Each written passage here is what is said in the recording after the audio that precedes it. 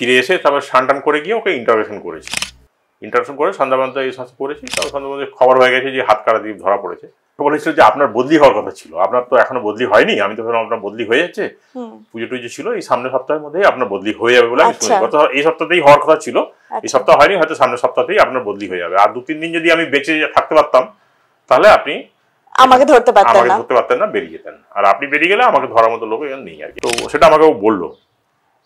তা আমি ওকে ভয় দেখাবার জন্য আমি তো মারিনি, কারণ পলিটিক্যাল ক্রিমিনাল, আর মেরে একটা লোককে ক্রিমিনালকে খুব একটা মারপিট করে কিন্তু খুব একটা এই করা যায় না, প্রেশার তৈরি করতে হয়, মেন্টাল প্রেশার। আমি সীতারাম বললাম, সীতারাম তুমি যে চিনির বস্তা আনতে বলেছিলাম, চিনির বস্তা এনেছো? চিনির বস্তাগুলো দেখবেন খুব মোটা হয়, আর ওর মধ্যে এই ডেড বডি ঢুকিয়ে মুখ বেঁধে জলে ফেলে দেওয়া যায়, ওটার সহজে বেরোয় না। মানে ওই বস্তাটা পচতে, যখন বস্তাটা পচে যখন ডেড বডি বেরোবে না, তখন পুরো ডেড বডিটাই নষ্ট হয়ে, মানে বডিটাই নষ্ট হয়ে যায়, হাড় ফাড়গুলো থাকেও নিচেই পড়ে থাকে আর কি। তো যারা বড় বড় যারা মার্ডার করে, যারা গঙ্গাতে কত ডেড বডি ফেলে তার কোনো ঠিক ঠিকানা নেই। আগে যখন মার্ডারগুলো করতো, এই মেরে বস্তার ভিতরে ঢুকিয়ে, চিনি বস্তাগুলো বড় বড় হয়, বস্তার ভিতরে ঢুকিয়ে দিল, পাথর দিয়ে দিল, মুখটা খুব টাইট করে বেঁধে দিল, জলে ফেলে দিল, তাহলে ও নিখোঁজ হয়ে গেল আর কি।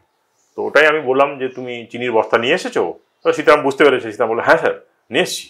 আমি পাথর? বলে পাথর স্যার যেখানে ফেলবো ওখান থেকে নিয়ে নেবো। হ্যাঁ, তাহলে ঠিক আছে চলো, ওই এর কাছে নিবেদিতা সেতুর কাছে ওকে উড়িয়ে দেবো আর কি। তখন নিবেদিতা সেতু হয়নি, নিজের সেতুটা ছিল। 2000 এটা হচ্ছে 4-এর ঘটনা আর কি।